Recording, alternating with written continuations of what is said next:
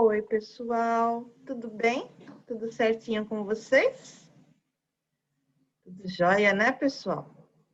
Vamos lá para a nossa aula de ciências, tá? Vamos ver onde é que nós paramos. Ah, mas antes disso, olha que legal, pessoal. Recebi alguns e-mails, né, com fotos de plantaçãozinha de feijão, tá? Então, olha que lindo. Ah, que legal. Olha de quem é? Do Vitor Schmidt. Parabéns, Vitor. Você plantou feijãozinho, né? Como ele tá bonitinho, né, gente? Olha que graça. Daí tá ainda no algodão. Mas olha só como ele cresceu bonito, né? Gostei bastante, viu, Vitor Schmidt? Parabéns. Vamos ver se ele cresce mais, né? Se ele for para a terra, então, vai crescer mais ainda. Parabéns, viu? Você fez essa experiência. E temos também a finalização, né, da experiência do Gabriel. Parabéns, Gabriel. Só que a do Gabriel foi assim, cresceu muito mais vigor, né, no algodão do que na terra. Mas deve ser alguma coisa relacionada à semente, né? Mas ficou lindo, nossa, adorei. Os feijõezinhos aqui plantados no algodão, olha que força, né, que eles tomaram. Olha que altos, né? Agora o plantado na terra tá tímido ainda, tá bem bonitinho também, mas ainda tá um pouquinho tímido, né? Aqui todos pegaram, todas as sementinhas pegaram. Aqui pegou só uma. Então tem a ver com a semente, eu acho. Mas eu só sei que ficou muito linda a sua experiência, Gabriel. Muito bonita mesmo. Parabéns, viu? Você foi acompanhando, né? Do comecinho do primeiro dia até chegar nessa fase. E obrigada que vocês mandaram as fotos, né? Para mostrar todas as fases aí do crescimento do feijãozinho. Obrigada e parabéns, viu? Então vamos lá, gente. Na página 24 está falando assim.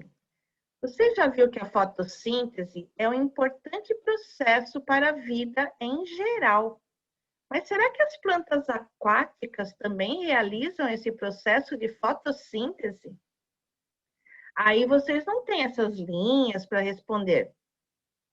Se vocês tiverem um espacinho e quiserem responder, tudo bem, tá? Mas aí eu quis deixar aqui registrado para vocês saberem a resposta dessa pergunta. Sim, as plantas aquáticas realizam a fotossíntese também, gente. Por quê? Porque elas possuem clorofila, né? Aquele pigmento verde que tem na folha e que faz com que a clorofila faz com que se capte a energia do sol e aí sim a plantinha consegue produzir o seu próprio alimento, tá? Então, vocês estão vendo aqui alguns tipos de plantas aquáticas. Olha como as folhas são verdes, porque tem clorofila, tá? E aí ela absorve gás carbônico na presença da luz solar. Já tem a água, com sais minerais. Então, aí ela é capaz de realizar esse processo da fotossíntese e produzir seu próprio alimento e também liberar oxigênio para a gente, tá? Então, aqui é mais para vocês saberem a resposta dessa perguntinha que foi feita na troca de ideias, tá bom? Fotossíntese na água, hora de investigar. Então, aqui eles estão pedindo para fazer essa experiência. Quem tiver esse material em casa e quiser fazer, tá bom? Só que ela tem que ser feita por um adulto. Tem aí alguns materiais que vão ser usados, né? Coisa de vidro, bicarbonato, um pozinho, né? Branco, lanterna, tudo isso tem que ser usado por adulto, tá? E a criança só fica assistindo. Então, é importante, essa experiência deve ser feita pela professora com a observação dos alunos, ou seja, tem que ser feita por um adulto. Objetivo: realizar a experiência abaixo a fim de perceber se a fotossíntese ocorre dentro da água. Material: um ramo de planta de aquário, né? Essa elódia é plantinha aquática, um tubo de ensaio, que é esse daqui, um becker ou pote de vidro, uma lanterna ou luminária, uma xícara de café de bicarbonato de sódio. A experiência vai mostrar que quando misturar o bicarbonato de sódio na água, vai se transformar, essa mistura, né, vai se transformar em gás carbônico, tá? Procedimentos: corte um pedaço da planta e coloque-o dentro do tubo de ensaio. Vocês estão vendo, né? O que eles estão fazendo aqui, ó. Preencha com água, coloque a água até a metade do becker, aqui. Tampe o tubo de ensaio utilizando o dedo, de forma que a água não saia, e vire para baixo, né, o tubo, colocando-o dentro do becker, conforme a imagem aqui. Deixe a planta inteiramente dentro do tubo de ensaio. Despeje o bicarbonato no becker e misture levemente. E aí vocês estão vendo que vai ter a incidência aqui da luz, né? Incidência é o reflexo da luz aqui, tá? O que a Pro trouxe, então? A Pro trouxe uma experiência já realizada, a gente vai assistir, prestar bastante atenção, para depois a gente poder responder nossas perguntinhas, tá bom? Então, vamos ver. Eu acho que eu vou tirar o som e aí eu vou lendo com vocês, porque esse vídeo ele não é falado, só tem uma musiquinha, então eu vou lendo com vocês. Deixa eu ver primeiro. Tirar o som aqui. Tá. Então eu vou lendo, tá? Para vocês entenderem.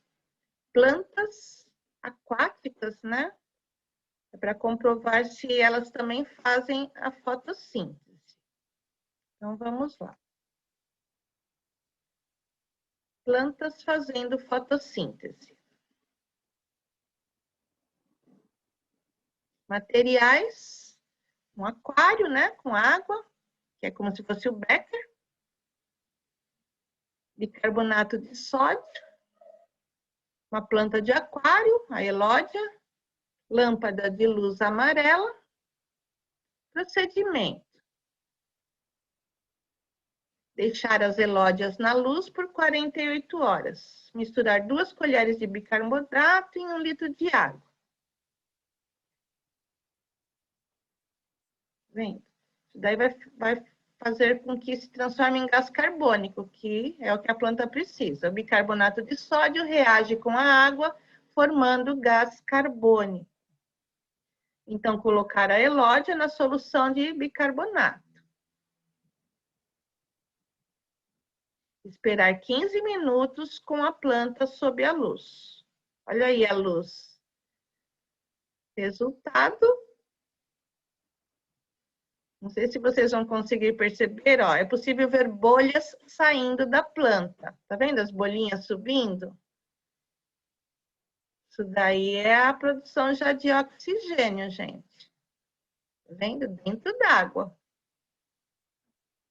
Também é possível observar a formação de bolhas na superfície das folhas da planta.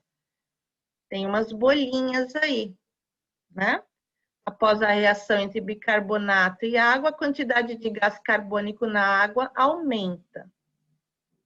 A planta usa o gás carbônico e a luz da lâmpada para produzir seu alimento, gerando o oxigênio, como podemos ver nas bolinhas, tá? Então, foi essa experiência que a Pro quis mostrar para vocês, para comprovar como as plantas aquáticas também realizam a fotossíntese, tá? Então, agora a gente vai registrar. Ocorreu alguma alteração dentro do tubo após um pequeno período? A gente vai pôr que não, né? Porque precisa de mais tempo para aparecer o resultado da experiência. O que nós observamos, então? Olha só. Já pode ir corrigindo, tá?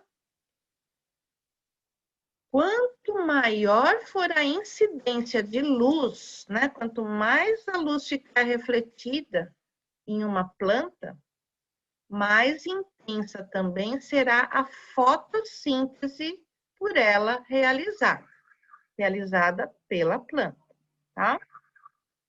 O que a lanterna representa e por que ela foi utilizada? A lanterna representa o sol e foi utilizada para simular a ação da luz solar, tá? Então, essa experiência quis provar que as plantas aquáticas também realizam a fotossíntese, ou seja, elas também produzem seu próprio alimento, né? E também absorvem gás carbônico, liberam oxigênio, isso na presença da luz. Se não tiver luz, elas respiram como nós, absorvem oxigênio e liberam gás carbônico. Saiba mais, aqui é uma curiosidade, tá, gente? Mas para a gente ler e ficar mais curiosinho e tentar, né, querer pesquisar mais na internet sobre o assunto, né? Quem fica curioso sobre um assunto quer saber mais sobre ele. Então, quem quiser fazer uma pesquisa complementar, quando tiver um tempinho, né? Pode ir lá na internet e pesquisar. Alga é planta? As algas não são plantas, mas também não são animais. Elas pertencem a um outro reino de seres vivos, tá? Elas são organismos, elas têm vida, são organismos. Uma característica comum em todas as algas é a presença da clorofila em suas células. Substância essa que dá a cor predominante verde. Então, as algas, ó, também têm clorofila, né? Aquele pigmento verde. As algas não têm uma estrutura definida como as plantas, não possuindo raiz, nem caule, nem folha e nem flor. Seu corpo é mole, com formato de talo. As algas também não são todas iguais. Com formas e tamanhos diferentes, podem ter filamentos, lâminas ou ramos, ou até a forma de uma folha.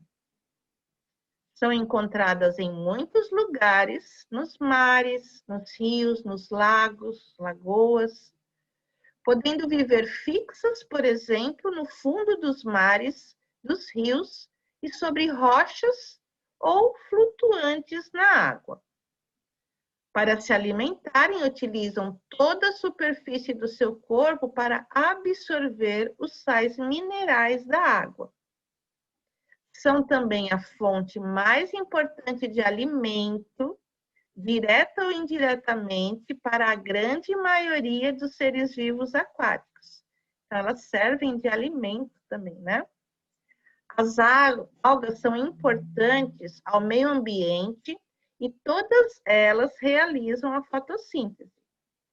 São também responsáveis, olha que interessante, gente, por cerca de 70 a 90% do oxigênio liberado no planeta. E são consideradas o verdadeiro pulmão do mundo, e não a floresta amazônica como se pensava.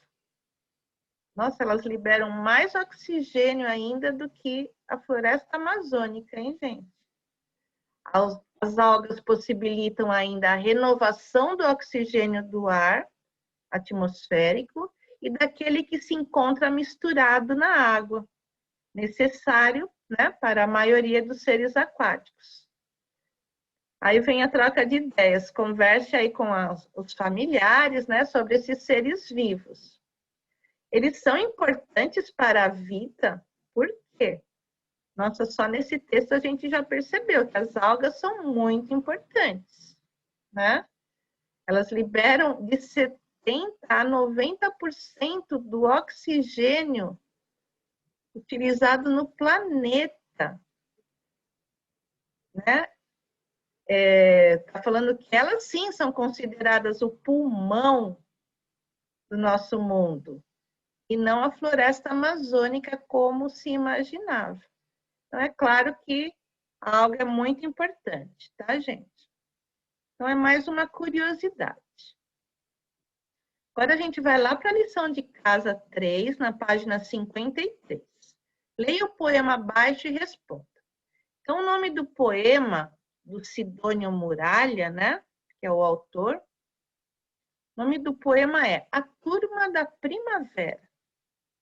Nos jardins abandonados, por culpa de certos senhores, ficaram desempregados os beija-flores. Vamos comprar regadores e semear sem sossego para dar aos beija-flores um novo emprego. Ai, que lindinho, né? Agora a gente vai entender melhor. O poema afirma que nos jardins abandonados, os beija-flores ficaram desempregados. Explique o que você entendeu sobre esse trecho do poema. Então, vocês podem tanto fazer sozinhos, né, como aceitar a sugestão da Pro. Esse trecho do poema quis dizer que jardins abandonados não possuem flores. E aí, as flores, né, que atraem os beija-flores, se não possuem flores, como é que vão atrair os beija-flores? Tá? Por isso que eles ficam desempregados, ficam sem o emprego deles de ficar indo lá pegar o néctar da flor. Tá? Aí vocês já podem colocar autocorreção e corrigir. Então, esse trecho do poema quis dizer que jardins abandonados não possuem flores para poder atrair os beija-flores. Tá? Podemos afirmar que os beija-flores ajudam a polinizar as flores? Por quê? Sim, pois levam os grãos de pólen ao pousarem de flor em flor. Né? Eles levam no biquinho, levam na patinha, os grãozinhos de pólen.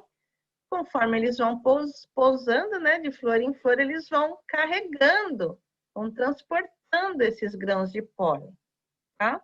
E aí ajuda a fecundar e nascer novas espécies daquela planta, daquela flor, tá bom? Também pode corrigir. Explique o que é polinização. A polinização é o transporte dos grãos de pólen da parte masculina da flor para a parte feminina. Aí vai acontecer um processo ali de fecundação e, a partir disso, vão nascer as flores, os frutos. Então, a plantinha, né, vai nascer uma nova planta da mesma espécie e nascem as flores, os frutos, a plantinha vai se desenvolvendo. Então, esses polinizadores são muito importantes para todo esse processo. Tanto é que vai perguntar agora, ó. Além do beija-flor, existem outros animais considerados polinizadores? Escreva o nome de 2 deles. Sim, como, por exemplo, as abelhas e as aves, né? Temos os morcegos também, outros insetos, né? Não só as abelhas, tá? O que poderia acontecer se os polinizadores entrassem em extinção Imagina se entrassem em extinção abelhas, aves, outros insetos que não sejam só as abelhas, morcegos, se não existisse mais. Ixi, seria bem difícil, ó. Muitas espécies de flores teriam a sua quantidade reduzida ou desapareceriam, pois só teríamos o vento e as chuvas para realizarem a polinização. E isso afetaria também a produção de alimentos agrícolas. E se afeta a produção de alimentos, é claro que vai afetar a nossa vida, né? Porque nós dependemos dos alimentos para sobreviver, tá? Então, esses agentes polinizadores são importantíssimos para a natureza e para que a gente também continue sobrevivendo. A gente só tem que agradecer esses animaizinhos, o vento, as chuvas, né? Então é isso, gente. Por hoje é isso. Espero que vocês se dediquem bastante, tá bom? Façam tudo com bastante capricho, tá? E a gente se vê na nossa próxima aula de ciências. Bye, bye, pessoal. Um beijinho da Pro. Tchau para vocês.